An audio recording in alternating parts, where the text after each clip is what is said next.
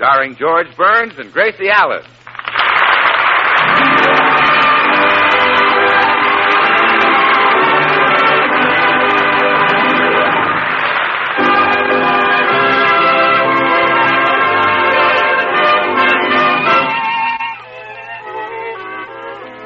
With yours truly, Bill Goodwin, and the music of Meredith Willson and his orchestra.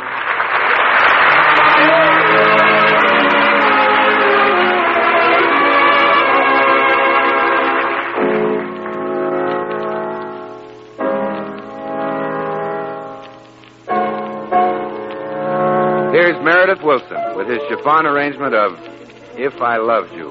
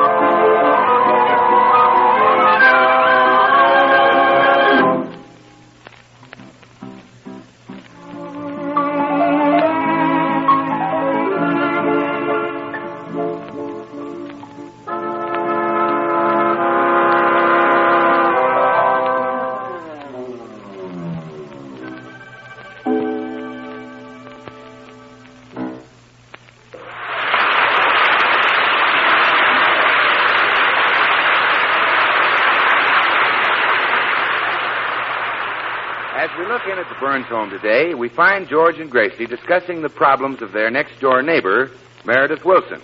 So, Meredith is going to drop over, George. He has a date tonight, and I want you to give him some advice about women. What? Again? Why doesn't his father have a talk with him? His father is even shyer with women than Meredith. Oh, so he got a shyness from his father. Yes, and it not only affected Meredith, but his 10 brothers and 14 sisters. Well, I don't think I'm the one to advise him about women. Oh, I bet you know plenty about women, George Burns. I wouldn't be surprised if you used to be quite a ladies' man. Me? Oh, a little, maybe. You handsome rascal. I'll bet you were plenty of competition for Francis X. Bushman. Yeah, took plenty of dames away from George Alice, too. Well, don't tell me you don't know anything about women. I knew the first time I kissed you that you'd been kissed before. You were dynamite. Really? Sure. You kissed almost as good as I did. Thanks. So you will have a talk with Meredith? Well, I guess it is sort of selfish of me to keep all my vast knowledge about women to myself. They didn't used to call me Volcano Lips for nothing. Why, you've forgotten more about love than most men ever knew. Yeah, I guess I have. I wish you could remember a little of it. I'll try. Oh, this must be Meredith. Come in. Howdy, folks. Hello, Meredith. Gracie tells me you have a date tonight, Meredith. I surely have. Her name is Peggy, and I'm awful anxious to make a good impression, so I thought I'd like to get some advice from the old master himself. Well, you've come to the right place. Yeah, I know Bill Goodwin usually drops in. Meredith, it's possible that I can tell you some things about women. Oh, well, thanks, George, but you probably just heard the same rumors I have. Well, listen, Meredith. No amount of talking about women is going to take the place of experience. You ought to get out and rub elbows with them. Is that fun?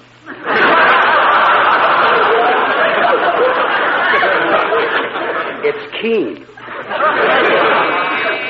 Come in.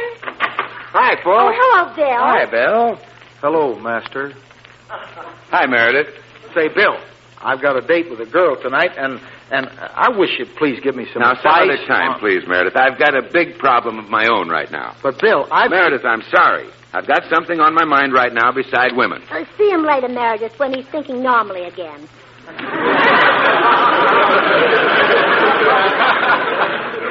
Well, okay, I'll drop back then. What's up, Bill? Yes, it must be pretty important if you refuse to talk about women. Gracie, I don't think only about women. I think of my career, too. And that's what this is about. I want fame and success and lots of money. Well, of course you do. Sure. Look at the women I'll be able to get. Bill, suppose you tell us what this is all about. Well, George, there's a part open at my studio that I'm dying to get. It's in a picture called Love in a Cottage. And who do you think I'd be playing opposite? Ingrid Bergman. Really? Yeah. Can you imagine Ingrid Bergman and me playing opposite each other? What an opportunity. What a chance to become the biggest picture name in the country. Well, sure. And, of course, it'll help me, too.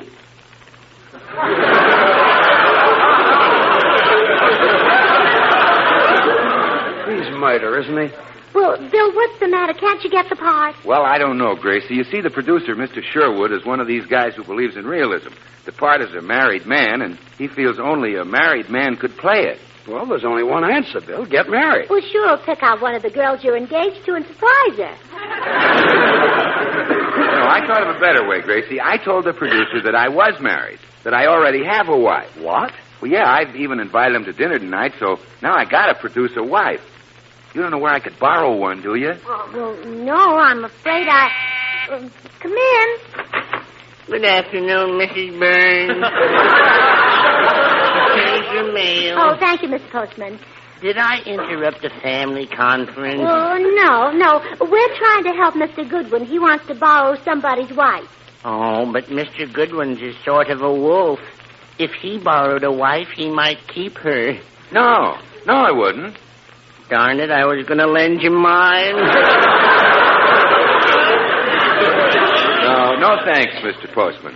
Not even if I threw in a week's salary? No. My government pension? Nope.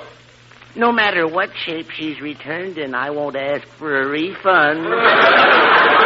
No, we better forget it. Now, I don't understand you, Mr. Postman. If you're that anxious to get rid of your wife, why did you ever marry her?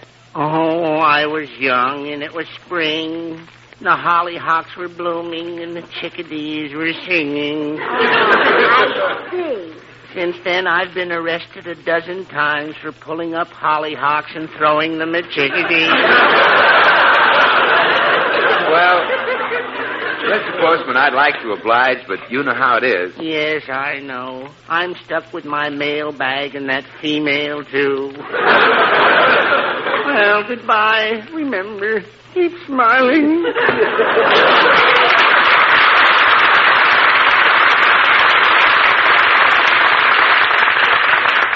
Well, Bill, I guess you'll have to look somewhere else for a wife. Well, I was sort of hoping that you'd play the part, Gracie. Me? Well, yes, we could invite the producer here for dinner. I don't think much of the idea. Oh, neither do I, Bill. Oh, you better forget it. Okay, Gracie, I just picked you because I wanted the producer to think my wife was as charming as Ingrid Bergman. Well, I'll be running along. As charming as Ingrid Bergman? Oh, yes. And just as beautiful. Well, I'll be running along. I'm as beautiful as she? Oh, sure. And even more talented. Well, I'll be running along. More talented than Ingrid Bergman, me? Well, easily. Well, I'll be... Oh, sit down, Bill. What's your hurry? Then you'll do it? Oh, yes. You can call a producer and invite him here for dinner. I already did. Well, I'll run home and get dressed. See you later, wifey dear.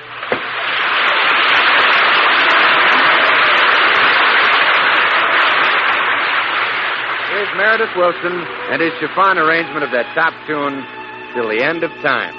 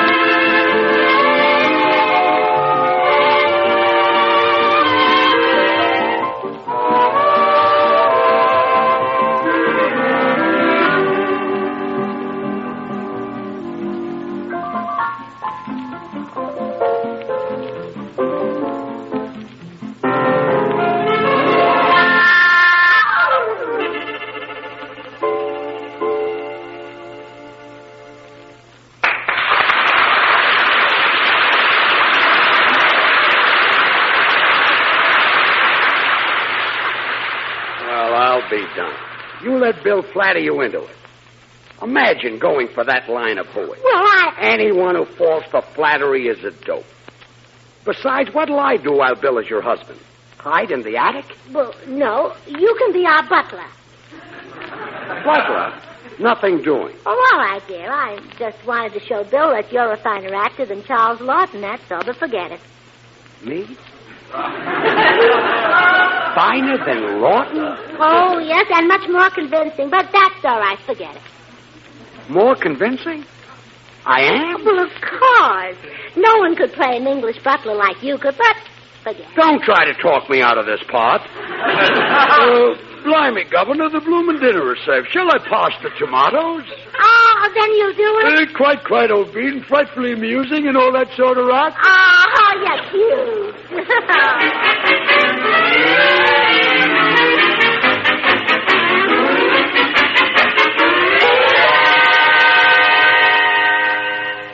Now, Bill, if you hope to convince this movie producer that you're married, you better have some lessons in how to act like a husband. Oh, Gracie, I don't need any lessons. Well, I better try you out. Now, I'm your wife, and I say, do you love me, darling? Yes. Yes, my beautiful queen. I love you deeply, devotedly, tenderly, passionately, and I shall always love you. You're the singlest man I ever saw. Now, I'll show you how a husband answers that question. George is in the den reading the paper. George? Huh? Do you love me, darling? Uh-huh. Close the door.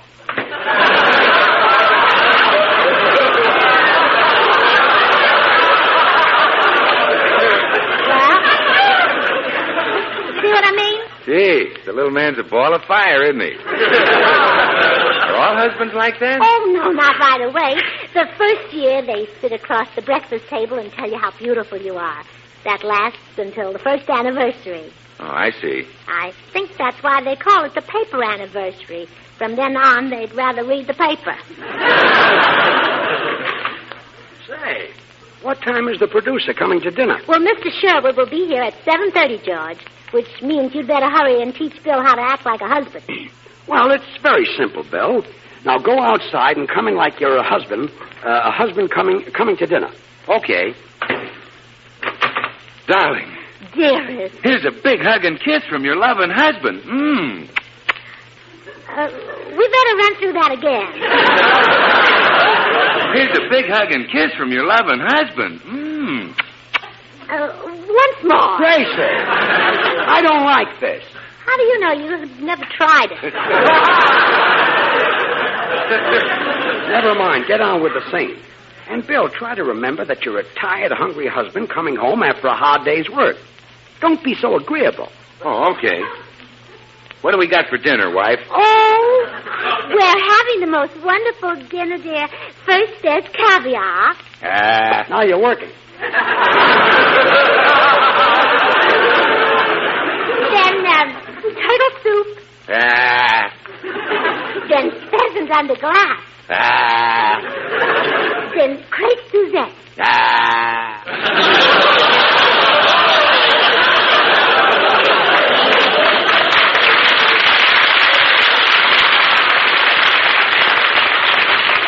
Okay, that's enough rehearsal.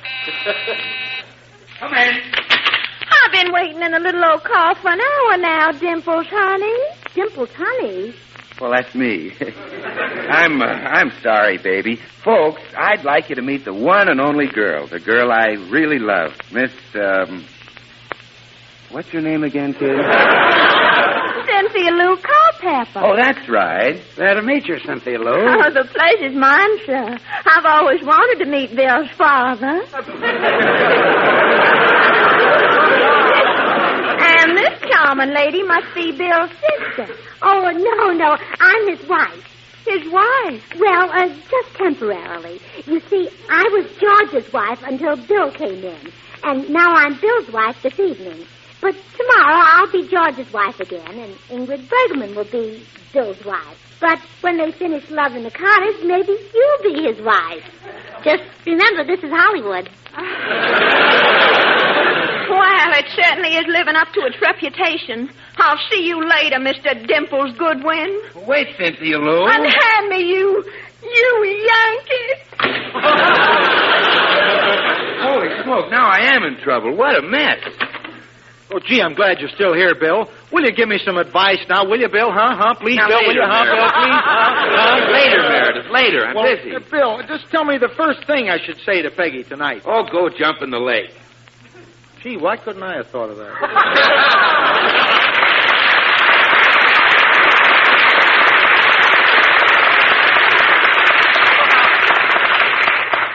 Better hurry up and get dressed, Gracie. That producer will be here any minute. Oh, yes, dear. Give me a hand with this girdle, will you, dear? It's so tight. Okay.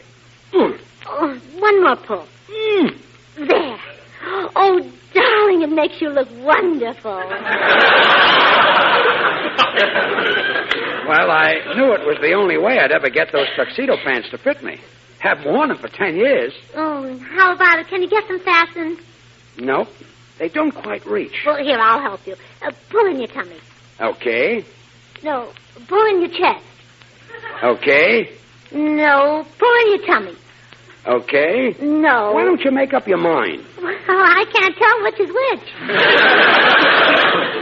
I should never have agreed to do this. I'm worried about the part of the butler. Yeah, me too. The part that won't fit into these pants.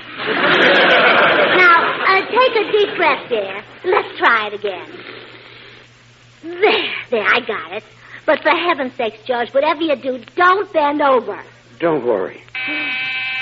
Oh, dear, that may be Mr. Sherwood already. Slip on your coat. But what'll we do? Bill isn't back yet.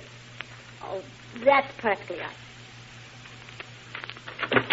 How do you do? I'm Lawrence Sherwood, the movie producer. Oh, how do you do? Come right in, Mr. Sherwood. I'm Mrs. Goodwin. Burns, take Mr. Sherwood's hat. Yes, madam. Oh, how clumsy of me. I dropped it. I'll pick it up. Uh-oh. Oh, you ripped your pants, sweetheart. Did you call the butler sweetheart? Oh, I meant Burns. Excuse me, Mr. Sherwood. I'll have to take him in and put some different pants on him. I wonder if Bill knows about this.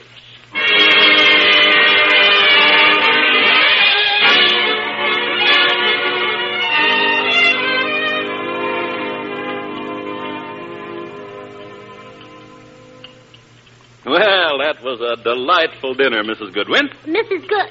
Oh, yes. Well, thank you. You may clear the table, Burns. Very good, madam.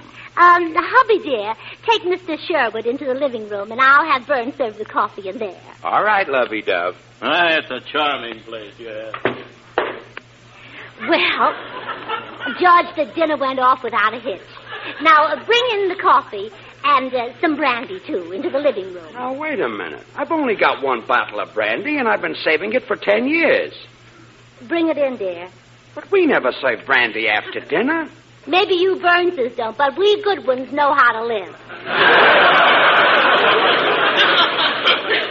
Well, I'm not going to let those two guys drink up my precious brandy. But look what's at stake, dear. A pot opposite Ingrid Bergman. And just think of her, George. Beautiful, luscious, divine Ingrid Bergman. Now, how about the brandy? Bergman can have a drink, but not those two guys. George, have I ever forced you to do anything against your will? Yes. Well, I'm still at it. Bring in the brandy.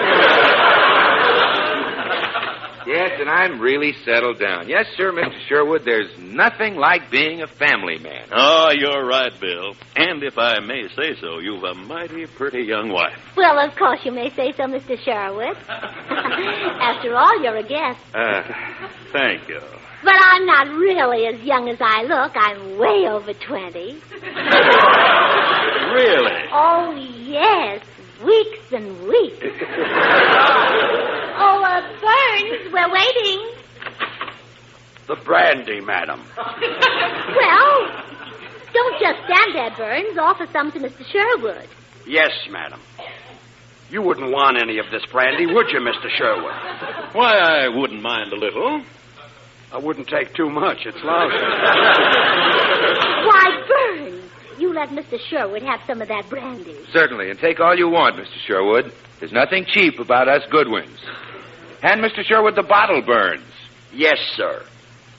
Very good, sir. Well, don't you want any, sweetheart? Certainly I do, but he'll drink up all the brandy. I was talking to my husband. Oh, beg pardon, madam. Don't you want any, sweetheart? Well, I'll have a drop or so, lover. When Mr. Sherwood has had his, I'll finish the bottle. What? Burns, bring us a box of cigars. Cigars? Yes, they're in the sideboard in the dining room, the second I drawer. know where they are.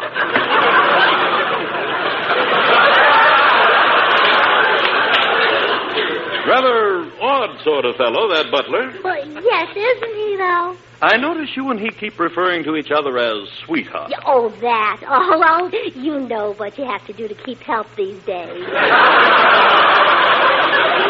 Now, Mr. Sherwood, about that picture, Love in a Cottage. Oh, yes, I think... I'm glad you brought that up. You know, Bill, when you told me that you were married and settled down, I didn't believe it. You see, I had heard that you were a wolf. A wolf? Lover, what's a wolf? Oh, he's so innocent. A wolf, Billy boy, is a man who stands on street corners and whistles at girls. What for?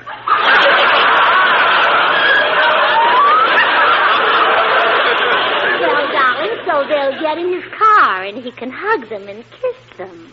Oh, any man who'd do that should be run out of Hollywood. Well, it would be a pretty dull place with just women. Yes. Yes, you wouldn't want to be the only man left among thousands of women. Oh, no, of course I would. I have never looked at any woman except my dear, sweet wife. Come in. Bill, you just got to give me that advice. It's getting late. Oh, not now, Meredith. We have a guest. Oh. Well, I'm sorry to interrupt, sir, but I need Bill's help. You see, he's got so many girls. Girls? Bill? Didn't Bill tell you about our girls? No, darn it, it slipped my mind. Well, how many have you got? 2. 4. How many? 4. 2.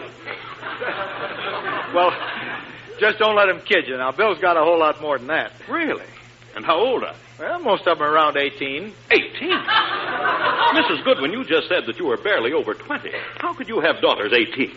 Well, once we got married, we decided not to wait.